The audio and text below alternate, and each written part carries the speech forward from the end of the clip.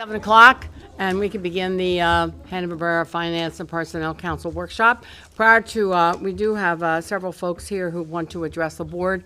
Prior to that, I just want to read an announcement regarding our public comment period. Statements made during public comment represent the opinions of the individual speaker. Such comments are not necessarily statements of fact that have not been verified by borough's elected or appointed officials or staff. The views expressed do not necessarily reflect the positions of the borough, its elected officials, or its employees. When possible, if a question is raised, staff may provide contact information following the meeting so the matter can be addressed.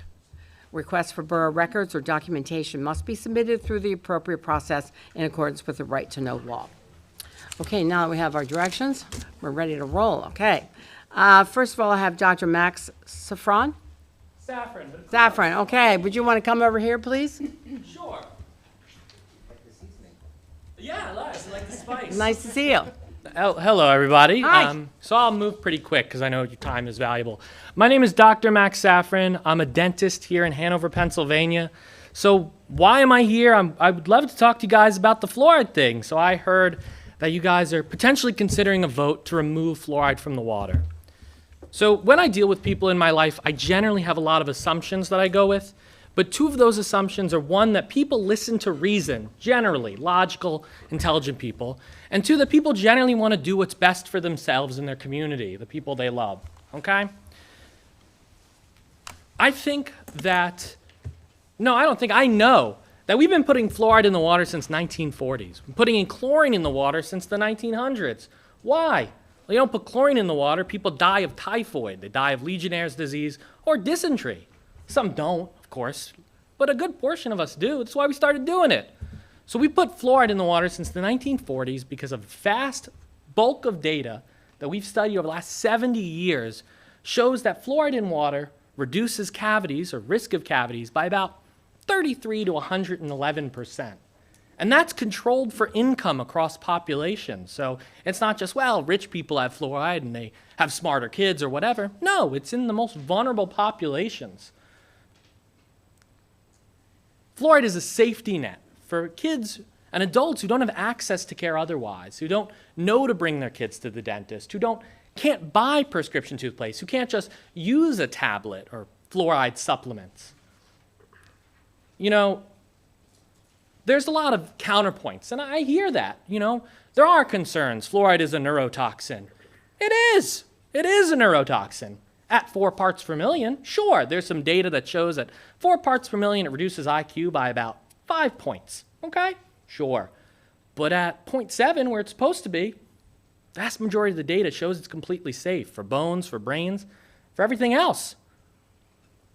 But what isn't safe is starting your life off as a dental cripple, spending your entire life spending time with me, spending money throughout your childhood, trauma, and all that care that persists into adulthood, where you've had to spend each year of your life spending thousands of dollars more in dental care that you wouldn't have had to normally. Studies show that fluoridation of the water in the United States prevents about $7 billion of dental spend a year. So why am I here? Because what I think is truly best for the community isn't necessarily fluoridating the water, but making an educated decision before you guys vote on should there be or shouldn't there be fluoride. I think what's very important is to make sure you review the data, the studies, because the vast majority of it, bipartisan, shows that fluoridation in water is an effective safety net to prevent cavities in kids and adults, especially in the most vulnerable populations.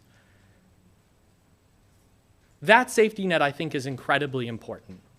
And it's something I feel pretty passionately about. And again, going back to my assumption, I think most people are good people.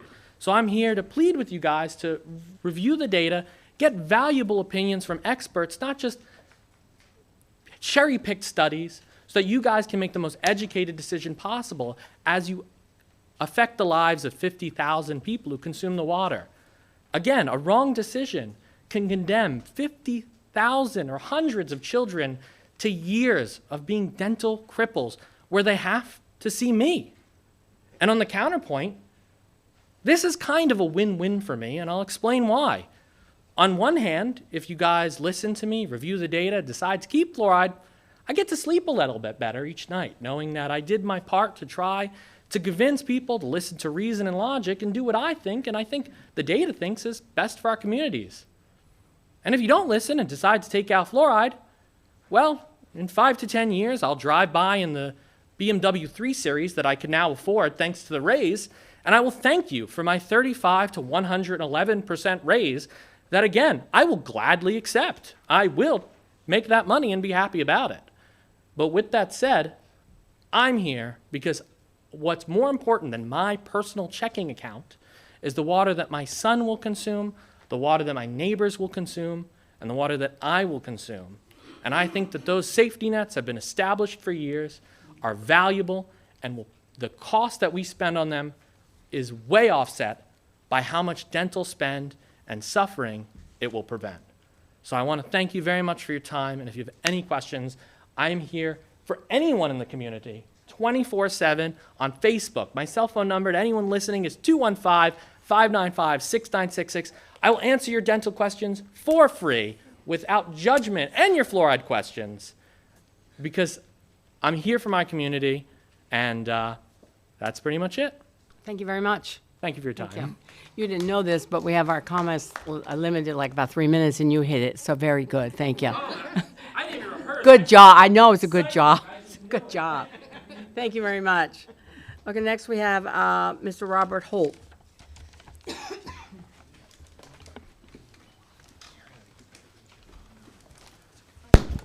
Robert Holt from the 3rd Ward.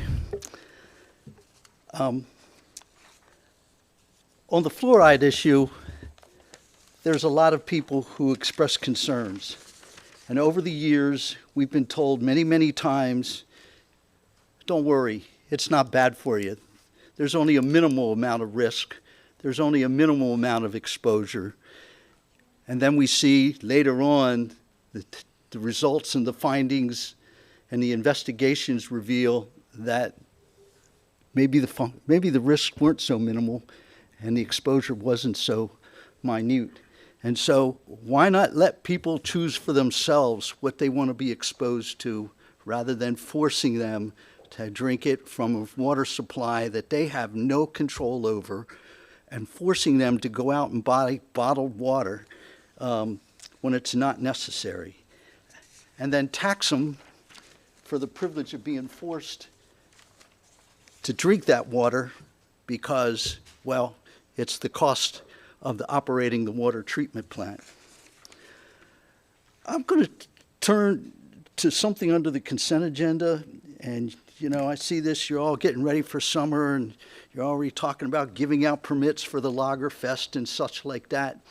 But what I haven't heard you as a council talk about is what you're going to do to bring under control the unrestrained drinking and activities that have a detrimental impact on the community. And that is the drunk driving, the public drunkenness, the violent fights that result in people being injured and being killed. And so while you're getting ready for the Lagerfest and all that kind of stuff, maybe you could figure out a way you're going to ensure that it doesn't spill over and sprawl through our neighborhoods like it has done in the previous couple of years that I've seen. I also want to talk about the food truck ordinance. It's a good ordinance. I think you need to look at the section E that talks about permitting by the health department, and I believe it's section E, and that you should maybe revise that not only does the food vehicle have to be permitted, but also what some operations call their commissary or storage area, which also has to be permitted and reviewed by the Department of Health at the Pennsylvania Department of Agriculture. The commissary and related areas should be related to any food truck operations in the borough. Also, you're going to permit them to have, under this ordinance, this draft ordinance, you're going to permit them to have a 6-foot sign on the sidewalk, and I just don't know how you're going to have a 6-foot sign. That's under section L, down in the section there, and it should be smaller. It should be no larger than 3 feet. So before you take this final vote, maybe you should maybe relook at it one more time. I'm going to talk about the emergency provider reimbursement, and you should just go ahead and do it.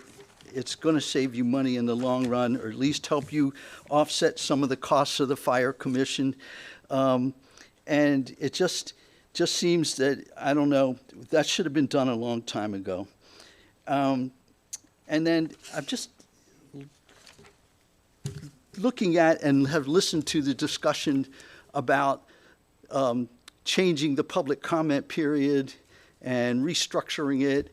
And essentially what you're going to do is restrict the rights of citizens to come in here, bring their concerns, their grievances, and their input. And that's fine. It's probably aimed at me, and I'm I can live with that. I would just tell you that it's maybe not wise to put a guy like me on the street, because you don't know what kind of a rally or event I could stage. It might make the No Kings event coming up this weekend look like a scouting picnic or something. I appreciate your time. Thank you, Mr. Holt. And Muriel Krabs, you don't have anything indicated. I assume it's the first public comment period. There's two. Yes, that's fine. Okay, okay. Whatever. Thank you very much for Sure. having me. I am so excited because I have an opportunity. Do you want to turn the mic? Is the microphone turned on? No. There we go. There you go. I have an opportunity now to challenge Dr. Saffron to a debate. Won't that be great? Because what we know is knowledge is power. And if you get the knowledge, then you'll have the thing upon which to make your decision. In September of 2024, the case of Food and Water Watch versus United States Environmental Protection Agency was decided, and the court reviewed 70 studies that demonstrated that fluoride in the water at 0.07 milligrams per liter could cause up to 7 points reduction in IQ. And based on that decision, the court directed the EPA to reevaluate its recommendations. Now, I know the borough got some letters. One of the letters you got came from, I think, the Pennsylvania Coalition for Clean Water or something. That is a 301c company that started as a rights group who wanted to get fluoride put in the water in 2015. And then they grew, and now they get, guess what? Government grants, so that if everybody gets rid of their fluoride in the water, those people are going to be, I guess in the parlance of the day, dodged or doged. So, I mean, the important thing is, since that decision, and I brought with me several things, I left some material for you. Listen, there is no difference or little difference between a man who can't read and one that can but doesn't. You've got literature to look at. One guy says to me all the time, I'm not going to Google it for you. Well, the thing is, you can find this information out yourself.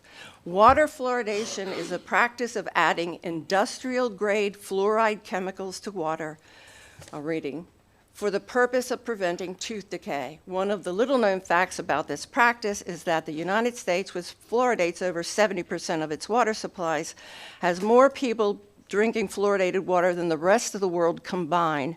Most developed nations, including Israel, including Japan, and most of Western Europe, do not fluoridate. There's a reason.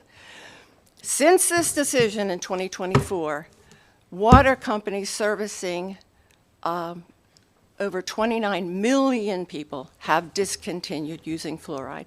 I have with me also literature that shows how many communities in Pennsylvania which have gotten rid of it. And guess what's one of the biggest and wealthiest?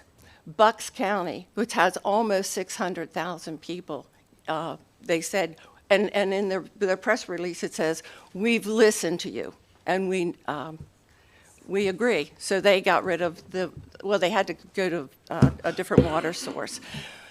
So, I mean, we're not the tip of the spear here.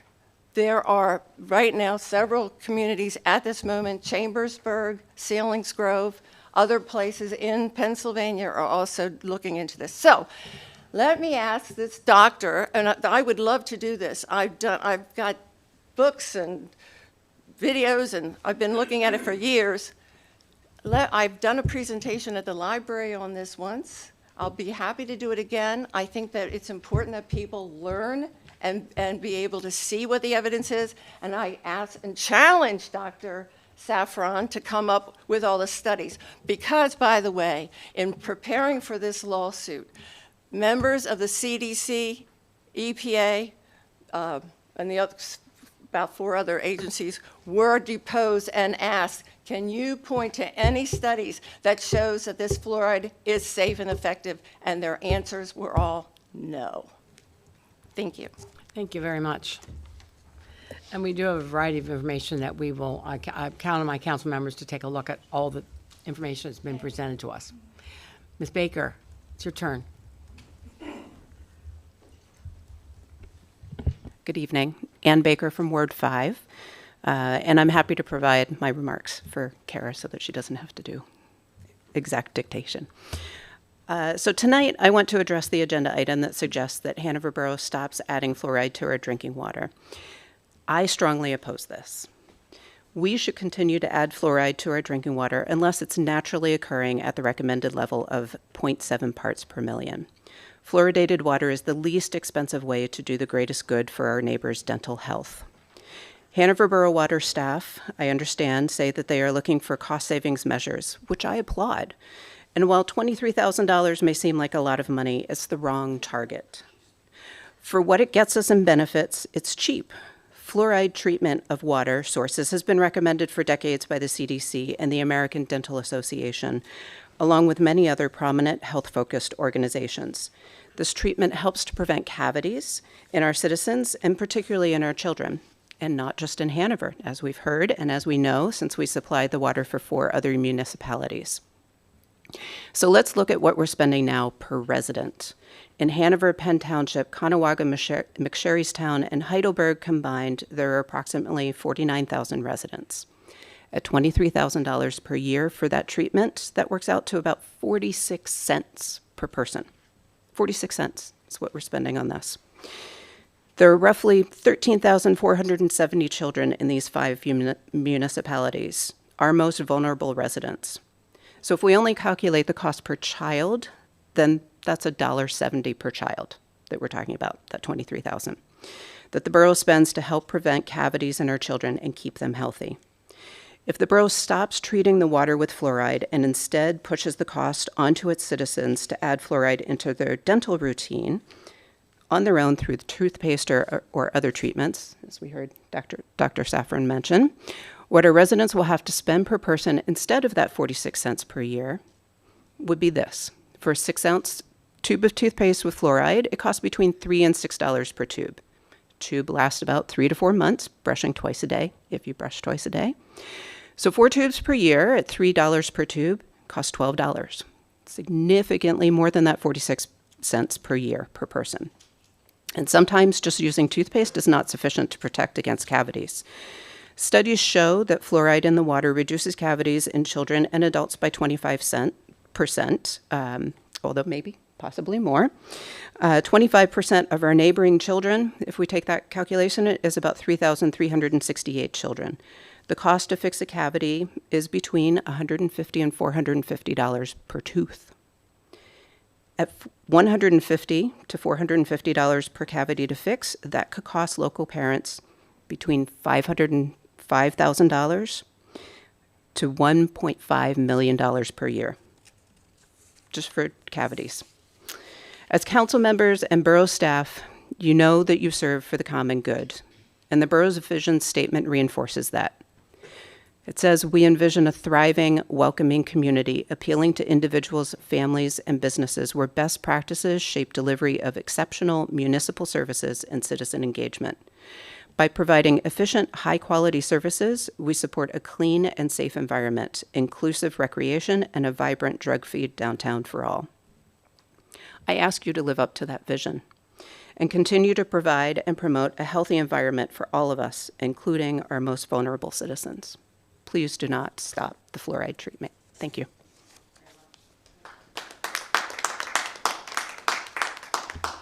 Is there anyone online? Those joining us via Zoom, you are now able to unmute yourselves if you would like to address council.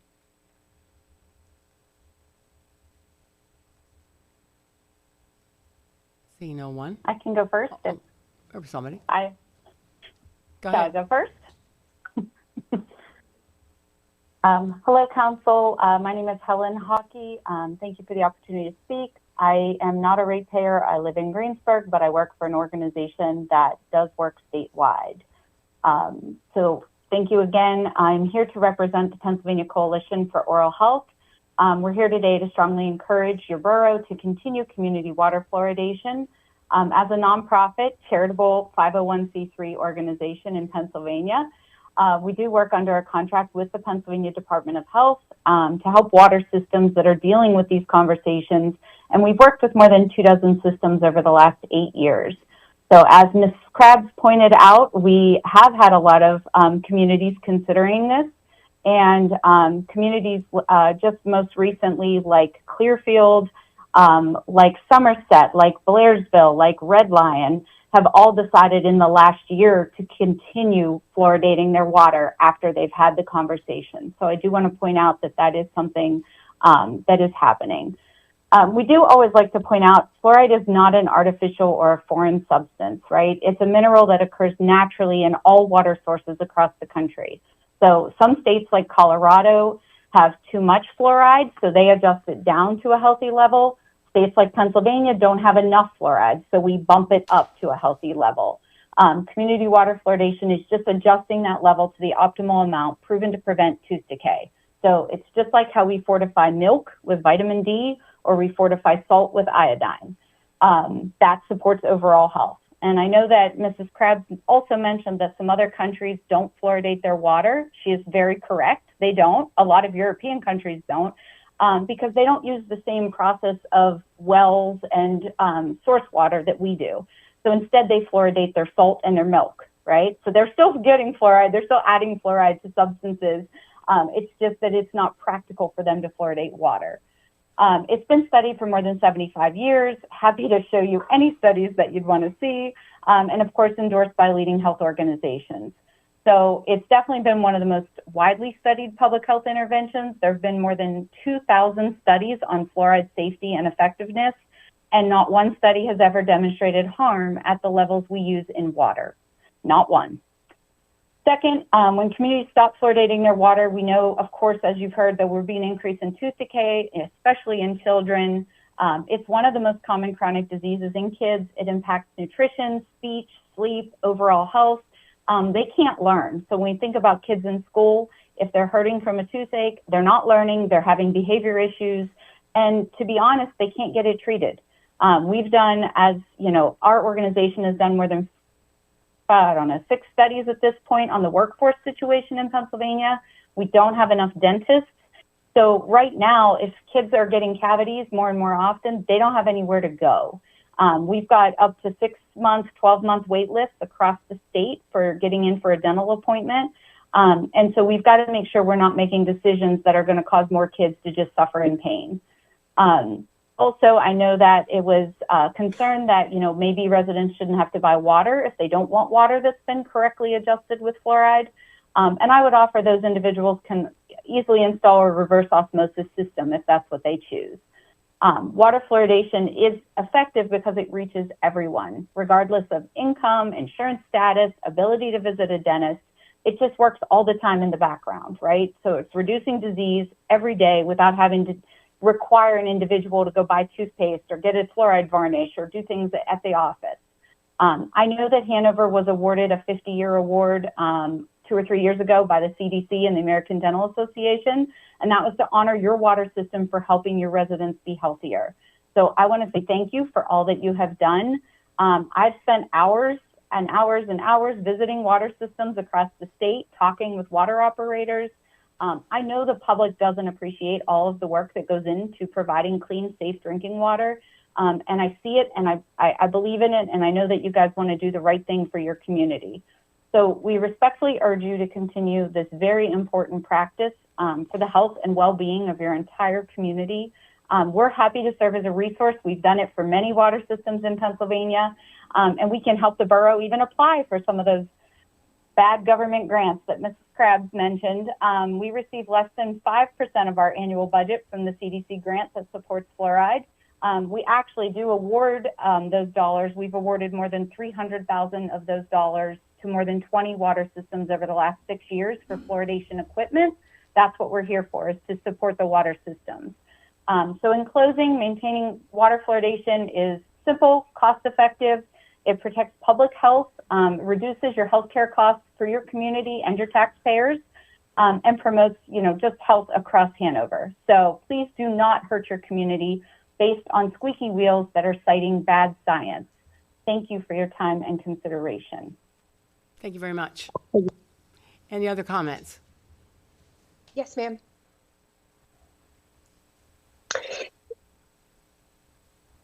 Hi, my name is Kimberly Burry. I am also not a resident. I'm located in Newville, Pennsylvania. I am the current president of the Pennsylvania Dental Hygienists Association. I'm also speaking against the authorization of filing a permit to eliminate fluoride additives in the water system. Fluoride is a safe and effective public health service backed by over 80 years of research that has not been redacted. As Helen said, the optimal level is 0.7 milligrams per liter in a 55-gallon drum. That's 3 drops of fluoride. When you think about 3 drops of fluoride, reducing cavity rates by 25% in children is huge. Dental caries is the biggest disease facing our children. It is what removes them from schools and activities more frequently than anything else. By removing this service from our children, from our public, you're setting them up for failure in the future. Good teeth now sets them up for success for a lifetime. Fluoride is supported by over 100 leading professional organizations: the Pennsylvania Department of Health, the American Dental Association, American Academy of Pediatrics, the American Waterworks Association, and it continues to be supported in spite of the current atmosphere. Water operators can prevent more cavities across the community than individual dentists can treat. As Dr. Saffron said, he'd love to do the work and continue to provide those services, but in many communities, much like yours, there aren't enough dentists to provide the services to our communities that are necessary at this time.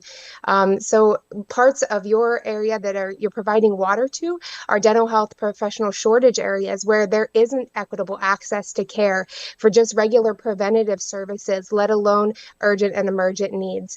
So I would urge you to strongly consider not passing and continue fluoridating your water as your community deserves. Thank you.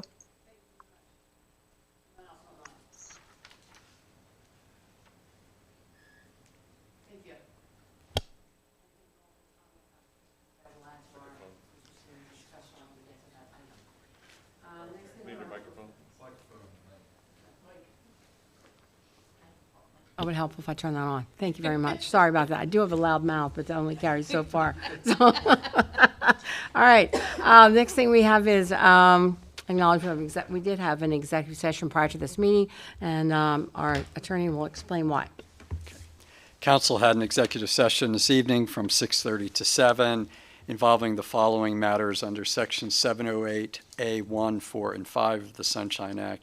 The first were legal matters involving a settlement agreement in the matter of J. Myers Building and Development and Benjamin Myers Land Investor versus Hanover Borough, a case that's pending in York County. The number is 2025 SU-004081. And the second matter involved a personnel matter involving a borough employee. Thank you. Next on our agenda is a little bit of a celebration. We have Mayor Hormel, who's going to recognize Mariah Taylor for the Explore York 2025 Spirit of Hospitality Award. Come on up. I'm gonna turn this off.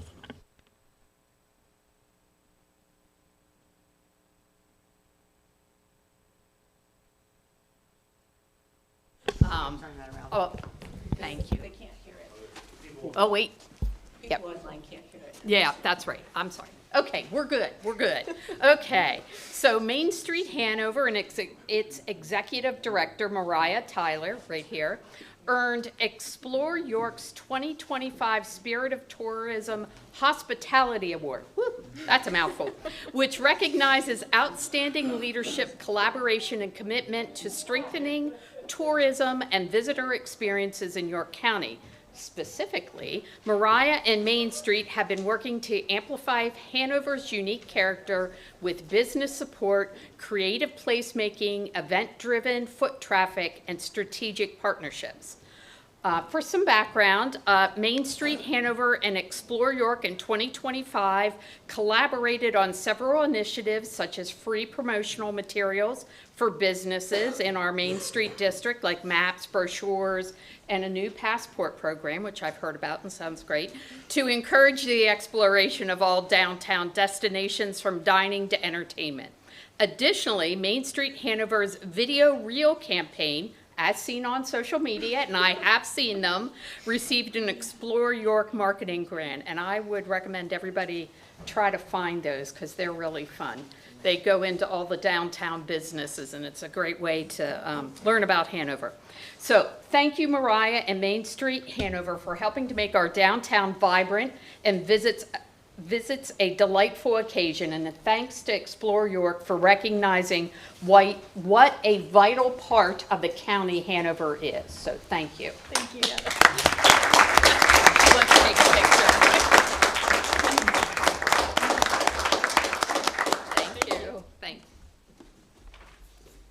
Thank you. Thank you, and congratulations to you, Mariah. It's well deserved. Next, we have a consent agenda. Do I have a motion for the consent agenda? Second. All in favor? We need discussion.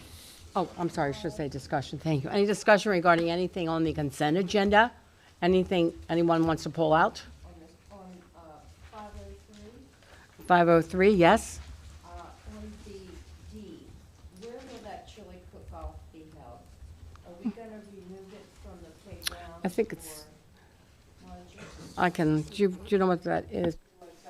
Cook-off will be held. I believe it's scheduled for the football/soccer field at Mile Avenue.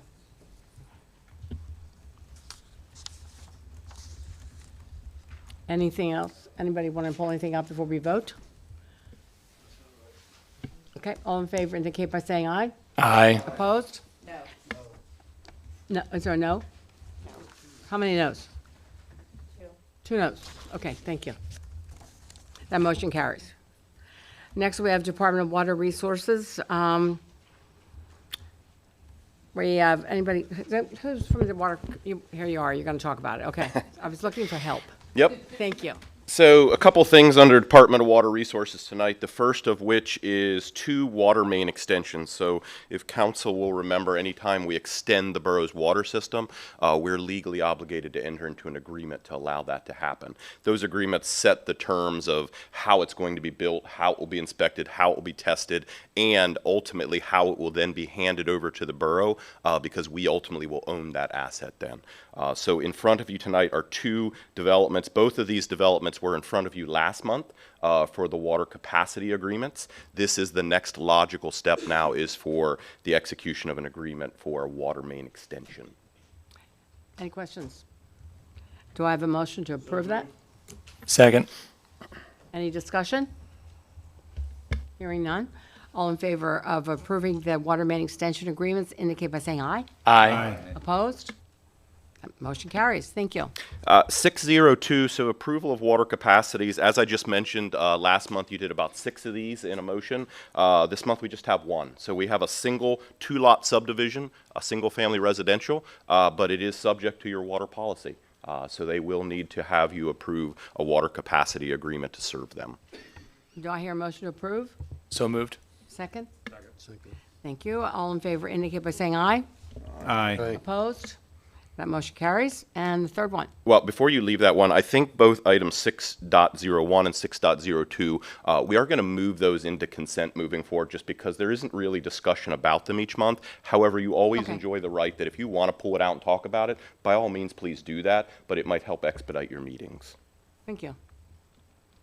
And the last one, 603? 603. So I was in front of you 2 months ago when we opened up bids for the LBS Sluice Gates project. And if you'll remember, the conversation at the time was that the bids opened up slightly higher than what we had budgeted for.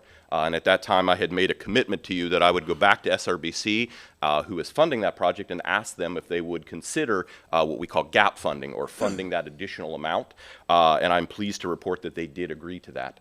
So SRBC is willing to pick up the difference in that funding. However, because we had already executed our contract with them, we're now obligated to do a supplementary contract to recognize the new amounts, and I would need council's approval to do so. And I thank you for asking for more money. Absolutely. That's good. Do I hear a love to mo- ask for money. Do I hear a motion to approve Motion. the gate replacement? Motion. Thank you. All in favor of the, Question. question, I'm sorry. The incremental money that you're getting. Yes. And I don't remember if this was a match sort of arrangement. or- 25%. So are we getting, of the delta that we're short, are we getting 100% of it or 20? You'll get 75% from SRBC, and we'll pick up the 25%. So our match obligation will go up commensurate with the additional amount. About how much is the 25%? The total put out for us is about 120,000. I don't have it broken out exactly what That's it was. 25% for the whole project? Okay, Correct. thank you. Yep. Any other questions? No, that was my question. Okay. Thank you, Scott. So- Are you okay? Yeah, we shortened it. All right. We're fine. Yeah. All in favor indicate by saying aye. Aye. Opposed? That motion carries. Next thing, we have the York County Drought Watch. Do you want to explain that to us? Thank you very much. It seems like it's been all wet. As council's aware, we have to have a drought contingency plan in place. It's a DEP requirement. It's three-tiered. Tier 1 states that if the state of Pennsylvania declares a drought watch or a warning, that we can institute Tier 1, which is voluntary conservation methods. We also have, if we were to have a catastrophic water main break, or if our dam levels go to a certain level, we can institute these measures. So basically, the state declared Adams County's in a drought warning, York County's in a drought watch. So we decided, Water Resources decided that we need to put a voluntary drought watch into effect. Just asking people to conserve water, that's all it is. We're not telling you you have to cut back your water, asking you to be a little more mindful of your water. I'm sure which everybody is. You're going to put it on the website, that kind of thing? Yes, it's going to be posted. It's all posted on the website. And of course, when they lift the drought watch or drought warning, we'll lift the conservation. Right. You know, because it has been abnormally dry, and you know, full disclosure, one dam is of course now 100% full. So, you know, but it's better to be a little more cautious with Sure. the water. Good. Absolutely. Do I hear a motion to approve that? So moved. Any other questions for him regarding that? Can I Yes. have just a question here? I think we talked about this before, but I'd like to see if we could have on the website something that shows the water level in the two It already is dams. posted, sir. You the man. Yeah. Because that'll increase That public was awareness. Councilman Fuentes asked for that, and Val, I don't know if Val's around here, but we got with Val and she put that on the website. Yes, it's already posted. Yes, that was a great idea, and that's already there. Thank you, sir. Yeah, you're welcome, Brian? absolutely. On the ball, Brian, thank you. Great. Any other questions? Yes, I don't know if Val did that, but we will do that, yes, yes. Yes, yeah, that's all in there, so, yeah, that is good information, yes. Okay, we did have a motion approved, didn't we? Yes. Yeah, we did. What are the questions? Thank you. Okay. All in favor of authorizing the initiation of Tier 1 drought contingency plan, indicate by saying aye. Aye. Opposed? That motion carries. And I guess you're standing there because you're going to All explain right. the next part. You want to talk fluoride? But you're talking, you got to stand. Yes, you're okay. talking. As you know, one of the responsibilities of staff is to present you with ideas as a council. You as elected officials are going to make that decision, okay? So we'd like to get the conversation started to remove fluoride. Fluoride, let me state this the right way. it's a very dangerous chemical for staff to handle. One of my main concerns is the safety of our staff. Obviously, I feel as though fluoride is very dangerous to staff. If we got rid of it, it'd be one less thing that I have to lose sleep over at night, somebody getting hurt out there. That's a big concern of mine, as I'm sure everybody else here too. No one wants to see anybody get injured. Just today, here's another thing. Fluoride is getting very hard to source. Last year, we had 3 people bid on fluoride. We bid chemicals every year. Okay. Last year, we had 3 people who bid on it. This year, the one company that did supply us, they backed out. They're not even bidding. One major company just, DEP's response was they abruptly left the market. So they no longer source it. Right now we're down to one company who bid on it. I've placed a call with them today, and they're not sure when they're going to be able to get any.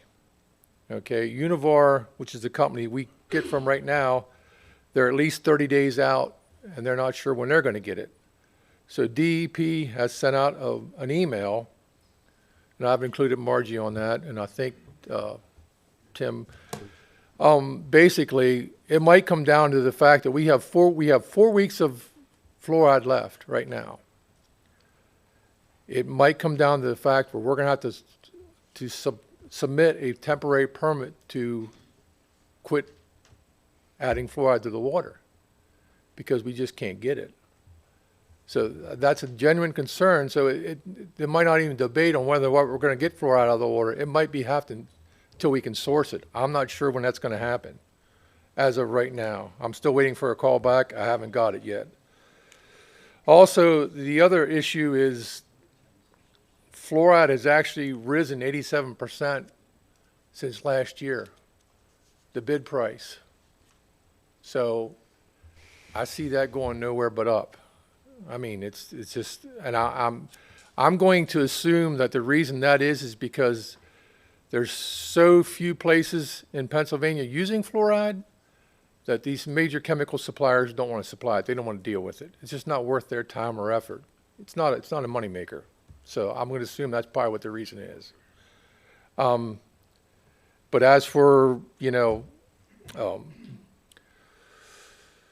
like I said, I know that was mentioned about the parts per million we have in the water. And last year on our consumer confidence report, it was 0.65 parts per million is what the average was. That's tested 3 times a day. We test the system 2 times a week. So the testing is there. And fluoride, it's a pretty stable. Once it's out in the system, the level never fluctuates. So, but that is tested. We look at that every day. So I know that was a concern about the level of fluoride in the drinking water. Other than that, I'm glad to have the conversation. There's definitely people who want it out. There's definitely people who don't want it out. It's good to have the conversation. Let's start that conversation. Well, let's have a motion, a second, and then we can answer all the questions we want. I'll make the motion, and Darlene can second. Motion? Second? Yes. Okay. All right, all in favor of that motion? Any Right, and then I want to have. No, I'm sorry, confused. Discussion. Yes. Yeah. Never What mind. Don't pay exactly attention is to the me. motion? So Sorry. let's So, ask the Barb, questions we might have. Barb, I made the motion to approve it as written, right?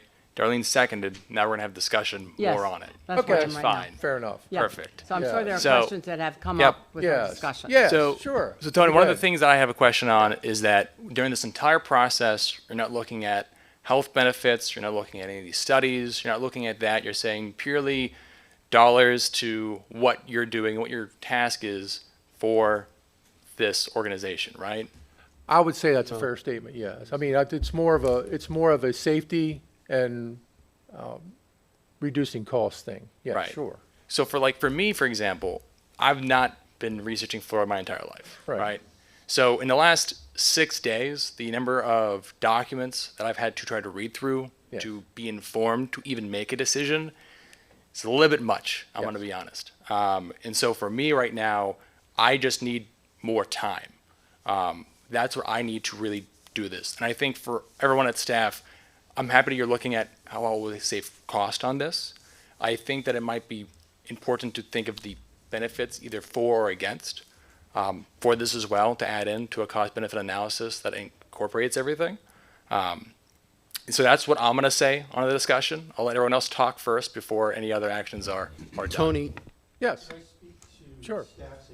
Yeah, go ahead. I just turned my microphone off. Absolutely. I want to speak to staff safety. Yes. Unfortunately, I lost a friend who was dealing with fluoride. He got cancer from managing it. Now, that's not common. Right.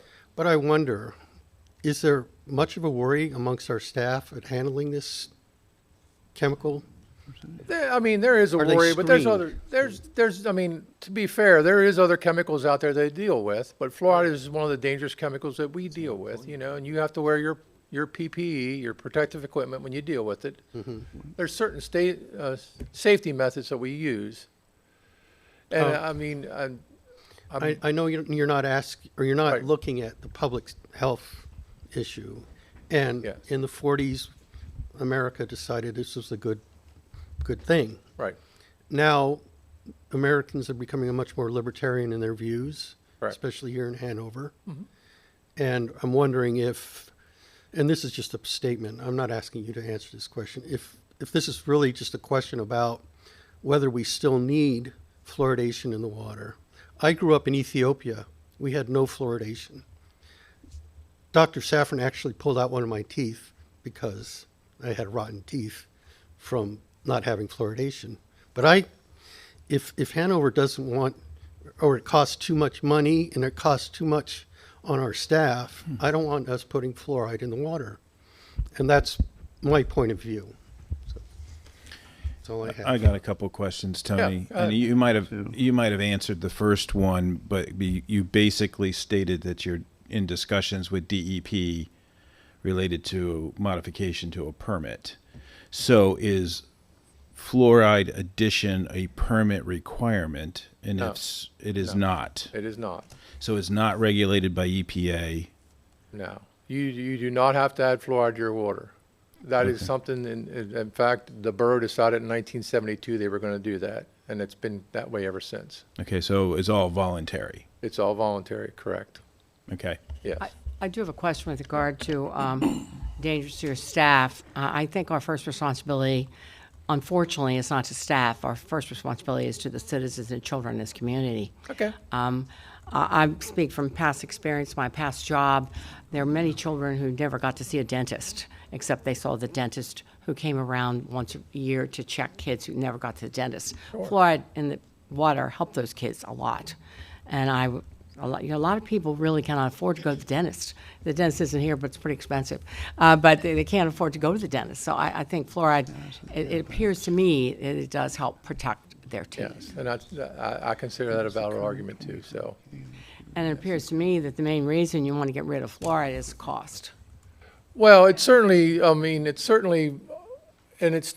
just fluoride when it comes to cost. We're always trying to come up with certain, how we save money. I appreciate that. Because I'm sure a lot of the other people that work for the borough feel the same way. We treat it as though it's our own money too. We don't want to waste money where because I pay the water too. I'm on the water system, so it does affect me too. So. I mean, there is an area that you brought up that's probably more concerning is the inability to get a representative bid. Yes. So you're sort of at the mercy of the the producer, and trying to figure out, is there more nationwide sources? The other aspect is that you mentioned going to talk to DEP about the permit. So we have it in our permit even though it's voluntary. Yes, it's a permanent thing. When you add fluoride to the water, you have to apply for a permit, and we did get that permit in the 70s. And now, if you want to take it out, you have to amend that permit to get it taken out. So what about requesting DEP for management based on supply? Well, DEP did send an email today with guidance on that, and I just emailed them back this evening, and once we get to the point, and if I can't find any, we're going to have that permit sent into DEP, and they're going to have to expedite that, and then you're not going to have fluoride in your drinking water, because we just can't get it. Well, what I'm referencing though too is if what you can get, understandably, if you can't legitimately get it, Yes. it's voluntary. It's not an issue. What I'm saying is, if supply is short, maybe you don't do the 0.7 or 0.07, whatever Right. it is. Maybe you're doing half that. Yes. To I- manage, you're still fluoriding, Right. but not at the same level. I haven't got that level of discussion with them yet. I don't know if that's an option. It might not be an option. Well, it's better than Yes. nothing. Yes. And Right? It's all or nothing, right? Yes. So as you know, sometimes dealing with the state of Pennsylvania is not a easy thing. They have their set rules, and if you don't follow them, they consider that a violation of your So permit. my argument to that then is it's not voluntary. Yes. If they're dictating to you how much or when or how you do it, then it's a requirement. It's not voluntary. You're correct. So my stance is you tell them, due to supply, this is what we're going to do. And in they fairness- can't fight it because it's Right. not And requirement. in fairness to them, they did send an email, like I said, stating that if we run out of fluoride, we can certainly apply for a temporary amendment to our permit to discontinue fluoride use until we source it, and then we can get it reinstated. And see, that's ridiculous in the sense of you need to manage two sources of supply. Right. My argument is get the flexibility to manage in the permit. You are going to use fluoride until such time that you are getting source of supply is limited. You are going to then regulate it on how much you put in order to get restocked up with supply. But for them to tell you it's on and off switch makes no sense. Right. And Councilman Hegberg, this just came up today. Yeah. We just received this information from DEP today, so I'm it's not kind beating of, on you. No, I'm no, just I know, making the I know. argument for the permit. Yes, It's just I- kind of ironic that Yes. we're having this discussion and we got this information from them today. So I don't want the two things to be confused. Right. If we must, because we can't get the supply, we will apply for the emergency, Yes, this change. absolutely. That does not impact your decision on this, whether it's tonight or it's down the road. I don't want the two things to be confused. But it all did come in today. It just so happened today, yes. Well, I mean, a supply issue is a uncanny. problem, and if you don't have it, you can't put it in. But again, my only point is, if it's voluntary, you should have control as to how it's Yes. put into the permit, One would the think, language. Yes. Of it. Can I speak here? Yeah, certainly. I'm listening to all of you tonight. And rather than subject all of our people of Hanover to fluoridation, why do you not take it out and then allow the people to buy their toothpaste and their mouthwashes that have it in? Because the children are getting it in their toothpaste and their mouthwashes. Allow the people to make this decision for themselves. And most of the children also get state aid for dentistry and that type of thing. So if they prefer to take them and use that option, it's there for them on a one-to-one. But I don't think that because of the fact that as we're reading and catching up on quite a few years of using the fluoride, okay? First of all, it also does great damage to the equipment. Absolutely. Thank you. Yes. And, I think it has a picture of, skull and crossbones or something on the Yes, back? it has a poison symbol on it, yes. Right. Yeah. So I think that all parents have the right to make this decision, but the fact of the matter is that we don't have the right to subject all people to this. And when we have the possibilities and the accessibility to fluoride toothpaste, fluoride mouthwashes, I hope you're all hearing me, and the fact that there is a dentist for every child, and they are getting state aid to help with this. I think we're shooting the gifter in the foot, really, and by saying eliminate it and let each person do as they choose. I understand your question, but there is not a dentist for every child. Every child does not have a dentist. Every child does not have toothpaste. They have the option, Barb. They don't. For state aid. They can can get the No, help they, for I their don't, children. I don't know of anybody getting state aid for dentists. But why do we want to subject those who don't want the fluoride? Why don't we say, they go into a store and pay $2.50 for a tube of toothpaste with the fluoride already in it. And the fluoride that we drink goes through our entire bodies, okay? So your mouthwash and your toothpaste, you can clean your teeth and spit it out. But I just feel right now, with the unbalanced nature of all the studies they're doing, that we should, personally speaking, I'd sooner see it eliminated and allow everybody to have pure, clean drinking water, and allow those who wish to get the fluoride to take up and go to their pharmacies and buy their toothpaste, their mouthwashes. The options also of children going through the state aid does allow them to go to a dentist and to doctors. I know this. I don't know what kind of state aid you're talking about. Help me out. What is it? What is it? What do they do? What? I don't know of any state aid for dentists. Can you fill me in? No, I work with it in the Gabriel Project. When they're looking for help, we've got community aid that we have donors, we have money from the state that's issued, and I know some from the federal government, where they will cover children. It's there. It's medical. It's dentistry.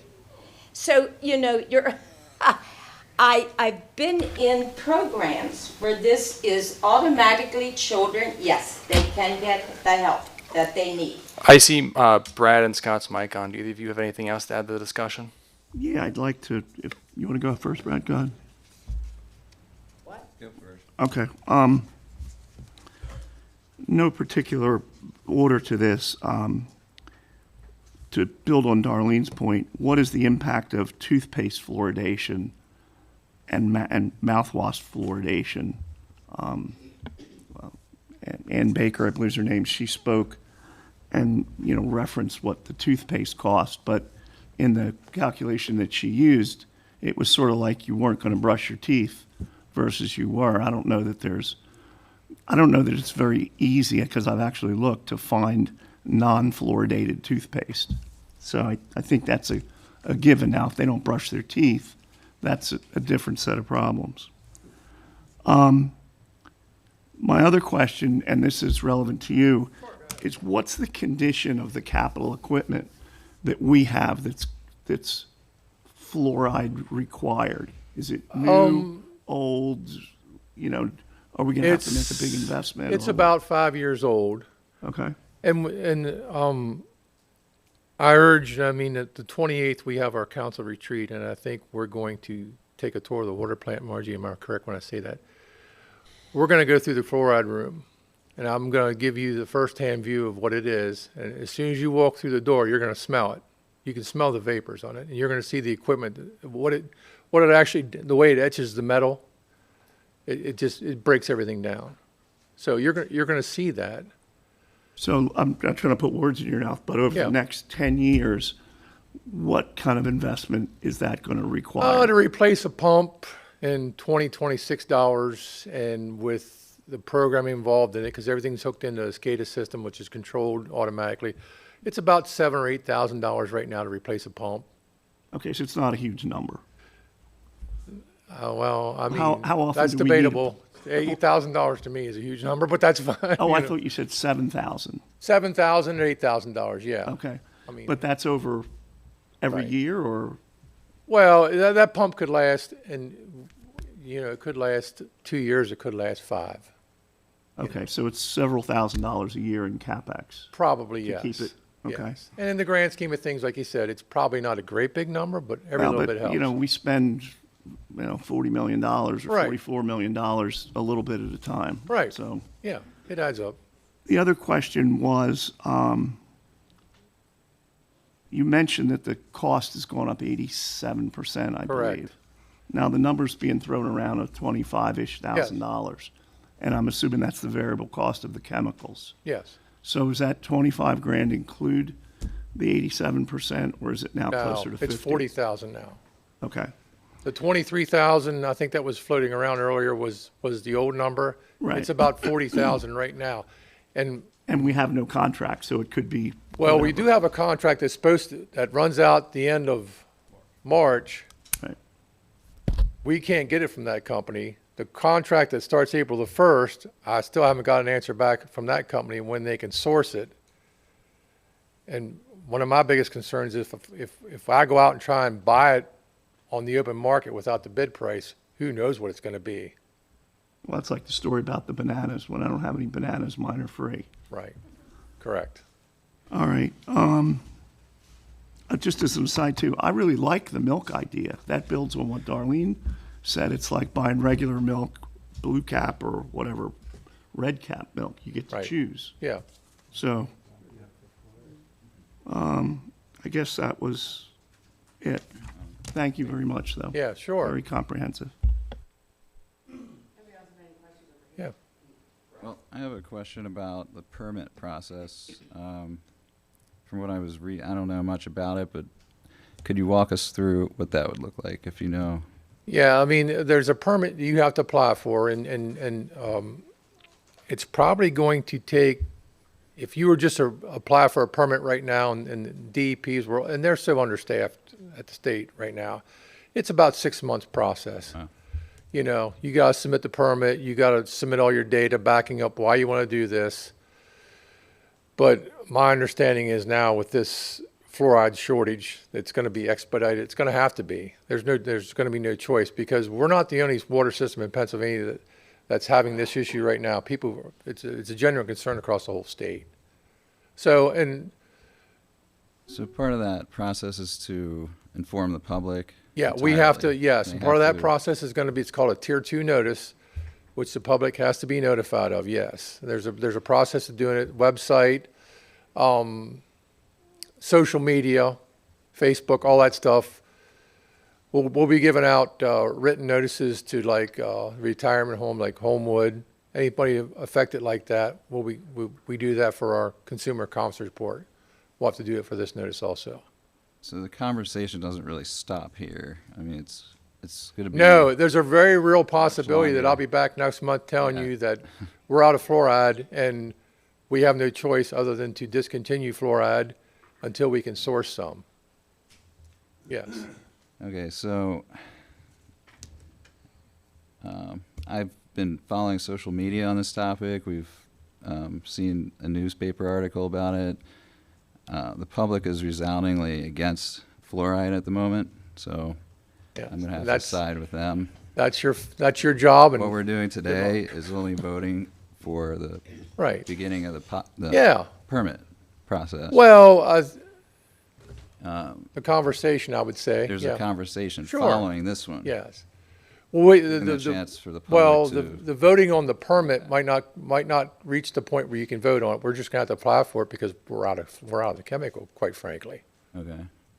But as to apply for a permit to discontinue it completely, yes, we're going to have, yes, that's going to be a council decision, absolutely. Okay.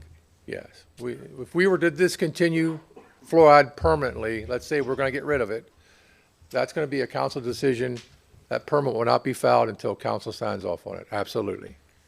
Yes. So we can vote yes and continue the conversation at the same time. You can, yes, that's certainly an option. Would it be better then if we're having a shortage of supply to go with the emergency permit that DEP is probably going to, speed up in the Right. entire process rather than waiting 6 months Well- to do the short one? Right now, Isaac, I'm really hoping that we can avoid that, and I have my chemical guy says, hey, we can get enough fluoride to hold you off for another few months. That way we can continue the discussion and let you guys have the decision. I That's the way it appreciate should that be. because there's so many different states that do this way more than we do, right? Right. Like Texas does more fluoride than we do. Their site is all over supporting fluoride up and down. Yep. It is crazy. I've never expected Texas to do that. Yeah. No offense, Brian. But I just wouldn't, and then but to see that though is, I think, speaks across the political spectrum. It's why the CDC and every administration for the past 5 have been supporting this. Right. The fact I was able to go to our current CDC's website and make an account, which by the way is a very tedious process, I might add you, to take a course on fluoridation in public water systems. It's crazy. One thing I also want people to know is that we have natural fluoride in our drinking system, right? Yes. If we stop feeding fluoride, Yes. fluoride will still be in our drinking system. Correct. Fluoride is in our rainwater. Fluoride is in all water that we drink, Yes. right? It is not going to go away. It's just going to be lower. It's not going to be at the higher quality that we've determined by research on and on and on is an adequate level for teeth. There still will be fluoride in drinking water. Right. It just won't be at the level that it is currently right now. Right. It's And probably going to drop off. And do you know what the natural level is? No. Off the top of your head? Okay. No. Matt, do you have Very good question. another question over there? Brian, I see both your mics Yeah, on. I think ultimately, at the end of the day, no matter which way we go with this, we should continue to try to educate the public on, their health as far as their oral health. I think that's super important no matter what. I don't know how much the fluoride in the water right now is aiding everybody. I do know this is an argument that goes on in my household, and it's like there's two sides in this battle, and it's a war that goes on in our in my household. So, but I do think that people need to be aware, and I think it's important for us to inform the public. It's our responsibility to let them know. Brian, can I dovetail off that real quick? Sure. I love that information about informing the public. Tony, have we done anything from staff or council or the borough at all reaching out to other municipalities that we provide water to? That we provide? No. So, No. I assume you're talking about like McSherrystown and Conway Township. Yeah. Yes. So, like, for example, let's say they did not see Facebook, they did not Right. see the article, Yes. they're not watching our agendas, they have no information about what's going on, right? Would it make more sense for us to push this off, for us to contact them saying we're thinking about this to get their opinion, since they're our customers? Your opinion is probably very important, but I mean, Yeah. at the end of the day, it's your water system. That's true, but I like to be a good neighbor. Would you Because, not? yeah, I know, but at I the mean, end of like, the day, at the end of the day, they're not responsible for it. You are. Sure, You but know, we assume all the responsibility. That's my argument to that. I appreciate that. Yes. But the borough has been countlessly accused of not being good neighbors with other municipalities. Correct. It is a black mark on us as council, previous councils. And so in order to rectify that, we need to start doing better. And this seems like a great opportunity to That's do a so. very good idea. Yes, absolutely. Well, I'm going to make a suggestion that we have our website on, through the borough. Mhm. And why not put in that, we are going, to discuss and to give our attention to this fluoridation. But in the meantime, if we can't get it, okay, and we're discussing and, we're going to, and we have people out there that don't want to be part of that Right. fluoridation. Why do you subject them to it, but put on the website where they can go for additional fluoride Right. for their children? And really, it's every parent's responsibility, really, to teach their children how to brush their teeth with toothpaste and mouthwash, okay? Mhm. It's part of being a parent. Absolutely. So I really don't know the argument there, okay, except it's readily available in pharmacies if parents wish to have that added protection, or they think it's added protection. Yes. right? And Isaac, to get back to your point, I will reach out to the manager of Conway Township, the McSherrystown manager, and Penn Township's Right. manager, and inform them of what I'm sure right now the word is out. Sure, I imagine it is too. But Yeah. the problem is that the genie's out of the bottle if we vote on this now, right? Right. Yeah. Like, that's my point, is Yeah. that if we're moving forward with this, there's a lot of concern.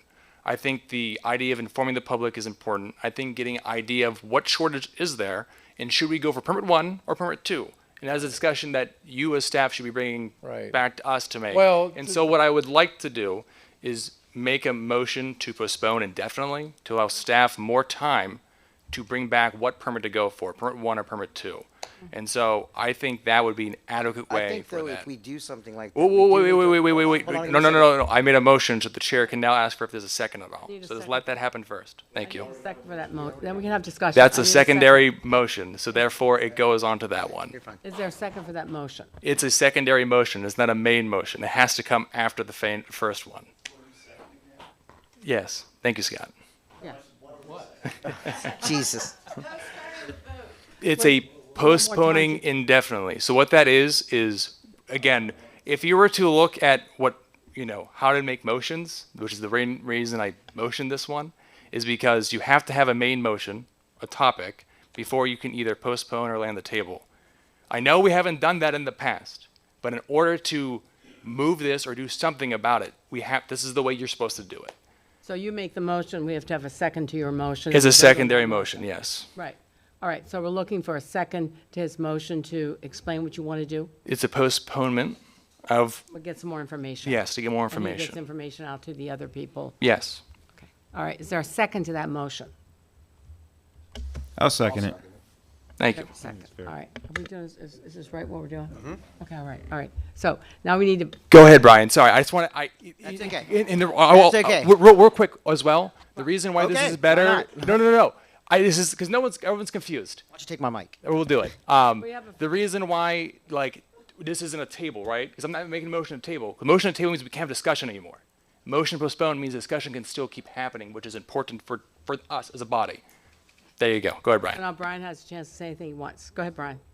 Discussion. Hi. We have the motions, now we have discussion. Feel free to speak. No, sir. I think at this point, if we're going to be talking about it, we need to really lay it out there and educate the public at this point of both sides of this. Really, honestly, Isaac, you made me completely lose my train of thought. So, but I think educating the public is super important. Like I said, and if we're going to table or I'm sorry, do as you say, we need to put everything out there for the public to know why we're going to do what we're going to do, whichever direction that goes. Even if it's tell everybody to stop drinking Turkey Hill iced tea, or if you follow what I'm saying. Well, So I think Brian, sometimes that's more detrimental than postponing it will give you time to remember your thought. anything. Yeah, thank you. Any other discussion before we vote? All right, would you want to say that motion again? I didn't write down. It's okay. All right, I'll say it again. It's Slow down motion now. Slow down. per. Oh, go ahead, Brian. Slow down. I got you. Okay. Motion to postpone indefinitely. The reason why, motion to postpone indefinitely for staff to decide on what permit is most applicable for us going forward. And also to get more information. That would be the motion title, right? All right. The reasoning for that, to get more information. Okay. And the reason why it's called indefinite. I know it sounds like really bad, like this would never happen again. That's not that. It's because if we it's to allow staff as much time as possible to bring it back, rather than anything else. It's a procedural thing. But I know it sounds worse, but trust me, it's way better than laying on the table, which is Okay. always So all in bad. favor of that motion indicate by saying aye. Aye. Aye. Opposed? No. How many Whoa. noes do we have? We better do a count. Raise your hand if you're a no. 1, 2, No? 3, 4 noes. 1, 2, 3, Is yes or no? 4, 5 noes. Ooh, it's my Okay, it's your turn. It's 5 noes and 5 yeses. Okay, that's right, count 5. Okay. Madam Mayor? Mayor's turn again. Right? Yes. It is your turn. Okay. I am yes. We need, we need to put the motion indefinitely, not on the table, so that staff can bring back information and we can inform the public, not just in the borough, but in the townships too. Yes. Okay. Just one clarification. The permit to temporarily discontinue fluoride might not be an option that we can vote on, because DEP is going to tell us, if you can't get fluoride, you have to get this permit and you're going to have to institute it. So that's not going to be our decision. That's going to be the state of Pennsylvania's decision. Was that the 2 permits you were talking about? Yes, or a that's permit? fine. If the DEP says you have to do the thing, then that's fine. So but of course, the other permit is your decision. Right. Yeah. But I think Margie's point to try and keep the two things as separated as Correct. possible is very Yes, important. yeah, to avoid Because otherwise confusion. it looks like we're trying to Yes. paint one Does this over, prevent us from, pull one you know, over. even having All a right. presentation We're at good. some point? I think we're good. So we can continue to look to doing a presentation for the public. And we could even look to, I mean, I know that we have local water purification companies right now that could probably come up here and be more than happy to do a presentation as to why they remove it. So like, I would like to hear all of this, and I think We the need to hear public both would too. sides. Yeah, I think we Yeah, do. I think we do. To make a good educated decision for our people. Yeah. Thank you, Tony. All right, thank you. Good job. Thank you. You're off the hot seat. Okay. All right. Number three. All right. All right, moving on then to the Planning Commission. We have a resolution, I don't have that number. There isn't one. There is a number. Okay. All right. Approve the resolution for preliminary final land development plan for Ellos Rentals. This was approved by the Planning Commission. Am I correct? You are correct, yes. All right. Do I hear a motion for that? So moved. Second? All in favor of that indicate by saying aye. Aye. Opposed? No. That motion carries. Oh, there was 2 no's. 2 noes. Yeah, that's fine. Oh, I'm sorry, I missed the nose. Sorry, Yep. okay. Now, public safety, ordinance number 2386 for food trucks and mobile phone vendors. That was in your information, and you had that information to read. Do I hear a motion for that? A second, all right. Any discussion? Point of information. I just wanted to ask Chris if he wanted to clarify Chris, do you want to come up here and clarify anything things related for us? to Mr. Holt's comments and/or his recommendation.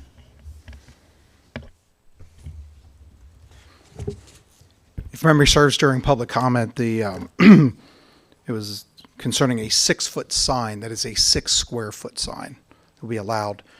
Be 3x3 sign that would be the form of a sandwich board sign, and there are restrictions within the ordinance as to where that sign may be placed in order not to impede foot traffic going up to the food vendor itself. And I'd be happy to answer any other questions. What about the second one related to commissary?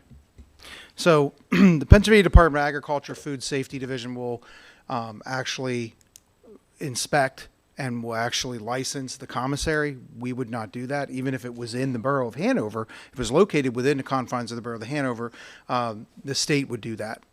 What we're requesting is to them to prove to us that they have that certification. Now, currently, what is required is for them to have the Serve Safe Manager certification to be able to do that, and they would also have to provide those documents to us and have that posted as well at the food vendor site. So that would be part of the inspection process and part of the paperwork process when they file for the permit itself. Oh, I have a point of information for our solicitor. Just as a general note for the public, if we wanted to make any changes to the ordinance, we would have to then re-advertise it, correct? We would, if there's substantive changes, which in my world means any change. Gotcha. Thank you. I just wanted to clarify that for the general public as well. Thank you. Anything else? Chris, in coming up with this ordinance, did you have discussions with any vendors, and what was their take on this? We did, and what was happening is our transient retail license, which is something else down the road we will be coming to you to update as well, is quite old. And what we were doing is we were taking the food vendors and trying to shove them into this ordinance. This will be an ordinance that will allow them more freedom within the borough to operate as long as they're being inspected, they're paying for their permits, so on and so forth. We have certain different businesses that rely on different food trucks to come in and things like that, sometimes on a weekly basis. We've even made provisions if you are wishing to have like a block party, that sort of thing, that people can do that. So the folks that we talk to seem to be pleased with it. Any other questions? All right. Thank you very much. Thank you. All right, we'll call for the vote. Next week it will be. I asked the same question. She told me the same answer. Good, thank you. Thanks for checking on me, Tim. I appreciate it. Thank you. All in favor, indicate by saying aye. Aye. Opposed? Thank you. And moving on to the next one, emergency service provider cost reimbursement ordinance. Do I hear a motion for that? So moved. Got that? More or less, all right. Any questions? Is this really a mirror ordinance, meaning like a reflective glass panel? No.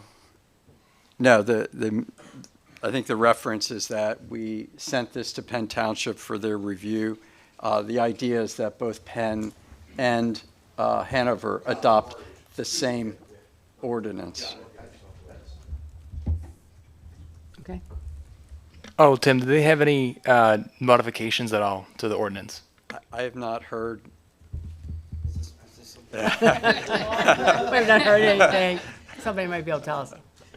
Justin Helen, Commissioner, Penn Township. I do not believe we made any changes to the ordinance that was supplied to you or that you pulled from us, but we do have it in our fee schedule for this year and have already begun inspecting trucks per that ordinance. I know we have 2 done, and we were also talking while I'm up here talking about it, about maybe once we get everyone certified, holding some sort of joint event. Because if we're going to have all the food trucks in one place getting some new licensing, why not have a event? Borough Township Food Truck Day. You know. Justin, we're talking about the Talk about the next one, though. emergency service provider cost reimbursement ordinance. I'm but sorry. Thanks for your food truck input. I'm sorry. That's what happens when you look at your phone during a meeting. That's why I don't do it during ours. Well, then, yes, we did have one substantive change to that, and it was only that the number of the ordinance, 1, 2, 3, 4, 5, 6, 7, 6 is what you guys supplied us with. So we changed the last 6 to an 8. That's it. I'd like to add that Justin, Commissioner Highland, is a outstanding individual and normally is on top of his game. I promise you that. Second. He was I checking appreciate basketball it. scores. No, we're good. The motion is to add. You can go back to sleep. Fine, so we're good. Okay. Thank you. Thank you for your help. So the motion is just to advertise, so we don't have to make any substantive changes right now. All in favor indicate by saying aye. Aye. Opposed? Thank you. That motion carries. Next thing on, you have had that in your pack to look at, the drug and alcohol-free workplace policy. Do I have a motion to approve that? Second. Any questions regarding that? Seeing none? All, those in favor indicate by saying aye. Aye. Opposed? That motion carries. And we have the amendment to resolution number 1426. We amend the resolution 1426, the rules for public meetings. You had an opportunity to look at that before. Well, go ahead, Matt. You want to explain why we changed a few things in that? I made quite a few changes. Mostly were grammatical, but the main emphasis I was putting on that is protecting the privacy of people who do come up, making sure that because we want to make sure we have the addresses of people who are speaking, but not necessarily have them speak it publicly. So we clarified that. Isaac, there was something else that we clarified. Do you remember? Yeah. Basically, the clarifications, I would say, go to the official actions and deliberations. One of the big things we're talking about is the Sunshine Act. I mean, one of the things that I did while on the enhancement committee was like, we can't talk about this, it's not on the agenda. That's to make sure we're following, you're not getting sued, and that way the general public is informed about what's on the agenda and knows if it's on the agenda, we're going to be talking about it, discussing it, voting on it. If it's not on there, we're not doing so. One of the people in the what's it called? Group, someone I know from the Collier counties actually just got sued under the Sunshine because they had a quick conversation before the meeting even started. And because they were like, we're going to do this one, then whoop, that's all it took. So it's really important for us to make sure we're doing that. The other thing is recording and streaming about the audio and video during committee meetings and talking with community media about that. So that was good. Yep. Got that underway. The other thing, I think, of big note, which I need the solicitor to read because I need his opinion on, if he's okay with that, is on page. On page 3 of the resolution. Can you read number 11, Tim, if that's okay, Chair? I just want to hear what he has to say and how that reads. This is an important point that we're trying to clarify. Yeah, but I don't want to say it aloud. Right. So let's.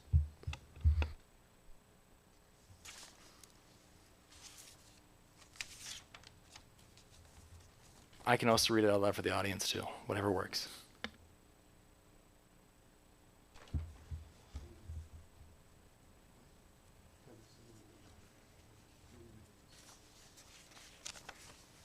Yeah, so I was not at your meeting, so I didn't have the benefit of your discussion, right? So, I mean, I think the first half of it about committee meetings being canceled at the discretion of the chair, if there's no business, I mean, that's pretty obvious. But I guess who decides whether to cancel the meeting if the business would be best addressed with whole of council? To me, that's a committee decision. Right. And so you would have to have a meeting for that. Right. Right? Yeah. So I don't know how to implement that. I guess my first question that I think me, Matt, and Barb and Greg talked about was, is it 3 independent clauses, or is it the first clause tucked, like as in it has to be discretion of the chair? This is the power if staff has no business to come before the committee meeting. Basically, we're giving power to the chair of every single committee to cancel. I know multiple chairs up here definitely feel sometimes restrained with this matter. And so trying to make sure that's clarified. But from your reading, it seems like it is what Barb and Matt thought, and Greg. I was the lone voice. I was like, well, I think it's 3 different ones. So I'm happy to hear that I'm in the minority and wrong on that. So that's it.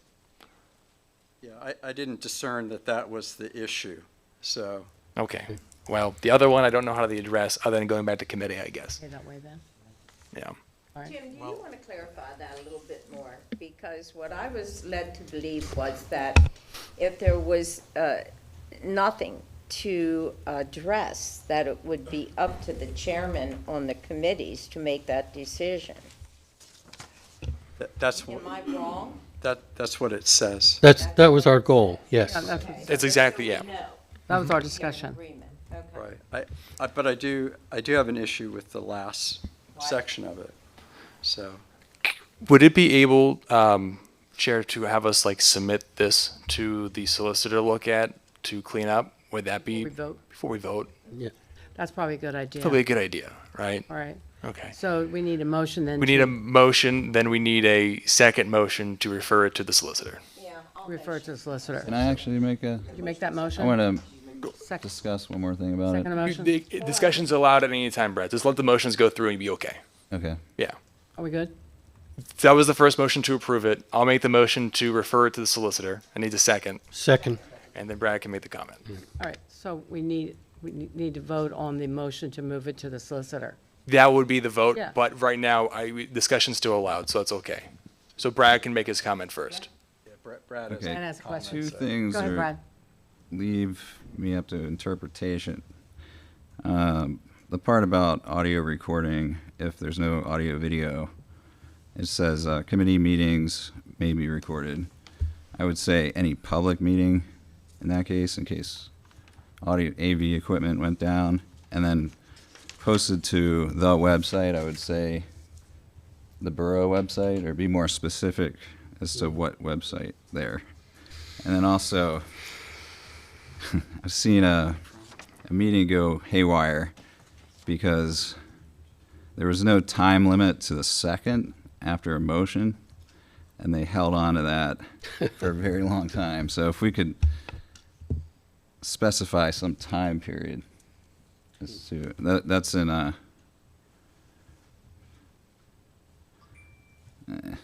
Well, knowing our solicitor, I'm sure he will look over it with. I just want to put that out there.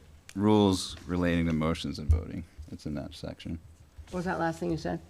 It's under the section rules relating to motions and voting. And it's the part I think it should just be a little more specific around the. If a motion dies because nobody will second it, right? That's just That's, dies then. that's addressing. Yeah, that's- the part about Wants to know dying, if how there should long be until a, it dies. like, can you just sit there for an hour? Right. Oh, how long you have to wait. Yeah, Yeah, because before it's dead. Okay. Right? Isn't that what you're asking? Exactly. Yeah, okay. I never thought about that. I never gave that a thought either. Yeah, that's why it's really important to have really strong chairs that know what to do, because sometimes people would just use it as a power trip, which is bad. Are there any other comments for him that he's going to take a look at? All right, we need a vote then to have him take a look at those rules for public participation. All in favor indicate by saying aye. Aye. Opposed? That motion carries, and so then we're good. All right. The next one is the amendment to Resolution 1132, which is allowing participation and voting by telecommunication device. Do I hear a motion to approve? I'll motion. Second. Somebody second? Any discussion? Is there, so this will cover all committees just under the borough, not like planning, not the advisory, not like anything outside the jurisdiction, correct? Will this cover all of them? Yeah, so I think there needs to be a little work with that resolution. Do you also want to take this one as well, then? I would ask that. I would motion to submit, or to refer the resolution number 1132 to the solicitor as Second. well. Okay, all in favor of that motion indicate by saying aye. Aye. Opposed? Maybe work cut out for you. Thank you very much. Okay, all right. Next thing we have under Finance, Personnel, and Administration, Police Department hiring process, independent testing and lateral transfer entry. Do I have a motion to approve that? Second. Second. Any questions regarding that? Hearing no questions, I'll call for the vote. All in favor? Aye. Aye. Opposed? That motion carries. Thank you. Next thing we have is the change order for 33 Frederick Street. Do I hear a motion to approve that change order? So motion. Thank you. Second? Second. Thank you. Any questions? All in favor indicate by saying aye. Aye. Opposed? That motion carries. And then we have 44 Frederick Street change orders. Ratify the approval of number 011 in the amount of $889 as recommended by the architect, and ratify the approval of number 012 in the amount of $2,484 as recommended by the architect. Credit. Now, do I hear a motion? So moved. Second? Somebody second that? Yes, Darlene. Oh, Darlene, thank you. Any questions regarding that? Point of note, that second one is a credit. Yes. Thank you. That makes us all very happy. Thank you. Any questions? All in favor indicate by saying aye. Aye. Opposed? That motion carries. Next, we have approval of appointments and reappointments, and as you see there, Public Works Facilities and Enrichment, Austin Graham and Ann Baker. Do I hear a motion to approve that? So moved. Second? Second. Any questions? All in favor of approving those appointments and reappointments indicate by saying aye. Aye. Opposed? That motion carries. Any reports of council members, council committees, or other public bodies? Do you have any reports at this time? Oh, Barb, would this be the best time to talk about the student activity, or the activity for the high school next week, since none of the announcements? I have that. You can explain. You can share that if you'd like to from the rec board. At this time, you can share that information if you want. How about we have Tim share that? Because I imagine there's more information to share it better than I can. I'm sorry? Let Tim do it. Tim? I appreciate that, Isaac. Okay. So next, I think it's the 24th, which I believe is next Tuesday, the school is having an open house from 6 to 8. I was already told that Justin from Penn Township will be attending, so we expect to see you there. Thank you. But it's an opportunity to come in and see what we're doing. Anyone that's a taxpayer in the borough, I think you'll be impressed if you come over to the school and check it out, especially with the technology. We understand that technology, as soon as we install it, is obsolete, and we do a great job of trying to rotate that technology. And it'll be a great opportunity if you can come over, and there will be some free food. So Chief Bunty, feel free to stop by. I know it's not Delone, but we'd love to see you too. Thank you. Any other announcements? I have something purely personal interest. There's some information here regarding community honor wall sponsors for the new YWCA. I thought members of the council might take a look at them and might want to put their name on a plaque from their ward. It's up to you. It's from the YWCA campaign for their new building. Department of Public Works, Director Grimm, Guthrie Memorial Library updates. Thank you. Sure. So, good evening. As we talked last month, we kind of went over what happened in the library with the sprinkler system and some of the damage that we sustained. So tonight we'll talk about the next steps there, and I'll try to give you the Cliff Notes version. Previous, when we had the cold weather caused a partial activation of the sprinkler system. Most of that was contained to the back stairwell, and then some on the third floor in the entry area, just as you're coming into the library and you look all the way up to the third floor. Because everything happened at the high end of the library, obviously water flowed down and caused some damage to each different level then in the library. So since that time, we've had multiple visits from our insurance carrier. And today, in fact, we had an engineer who specializes in sprinkler systems to again confirm what I talked about. Our sprinkler service company said happened that evening to trigger the event. So they were in agreement that the event was caused by the extreme temperatures that night, where it allowed just enough ice to form inside the pipe to unseat a portion of the sprinkler head, which then allowed the sprinkler head to partially activate. There were approximately 3 sprinkler heads that had this condition, one more severe than the other 2. And we went ahead and replaced those, replaced 6 total as a precaution, and had both systems tested and put back online. The good news is that they said that this incident was consistent with what they have seen, as they are investigating several like incidents for those dates, February 7th, 8th, and 9th. Ours happened on the 8th. At this time, the numbers that we have back right now for the mitigation process, which was bringing in the fans, the dehumidifiers, and those kind of things, cutting out any wet drywall, that process, along with the restoration process right now, is at an estimated number of about $165,000. That is a number that we will submit to our insurance company.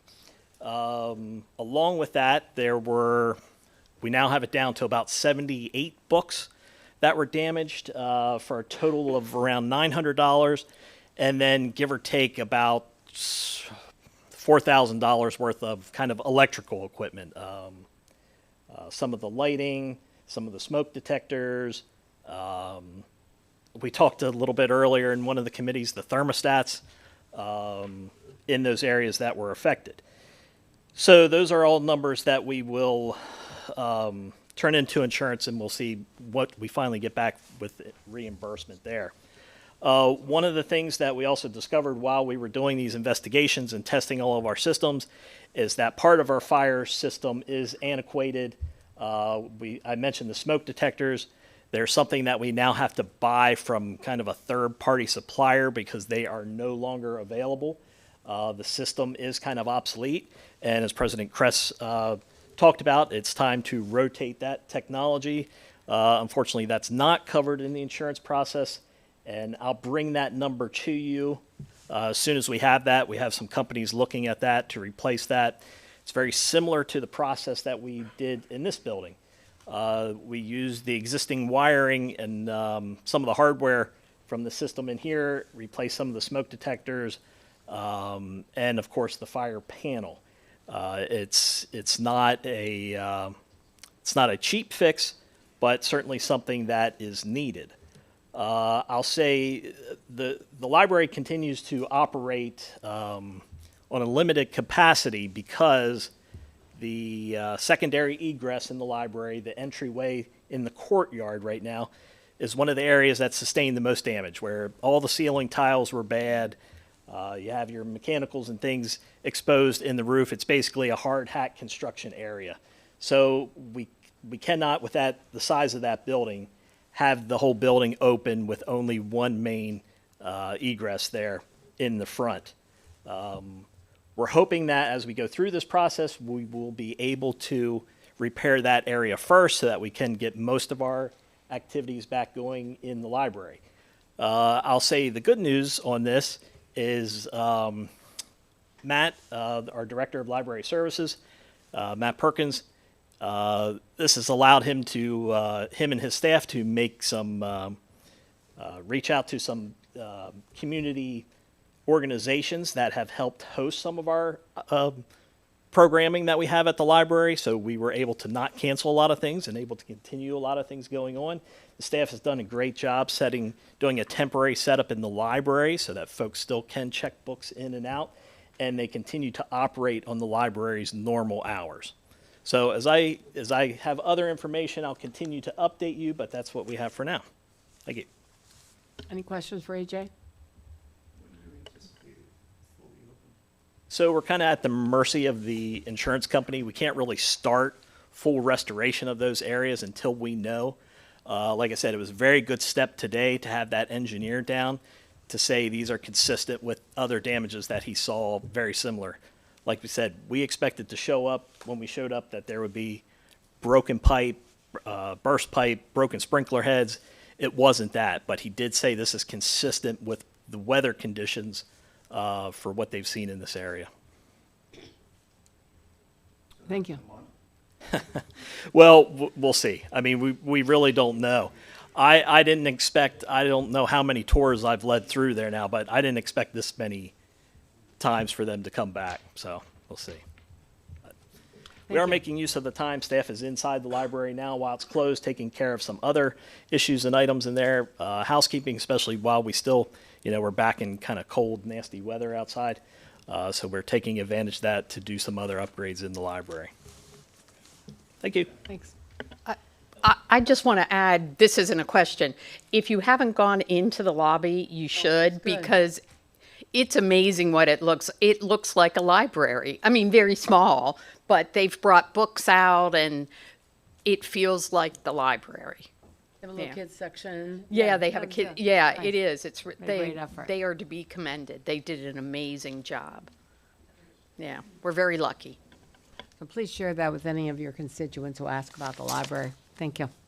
And Mr. Baines is going to give us an update on some capital projects. Thank you. So, yeah, I wanted to give you guys an update. As we're starting to do each month, you're getting different presentations from different departments.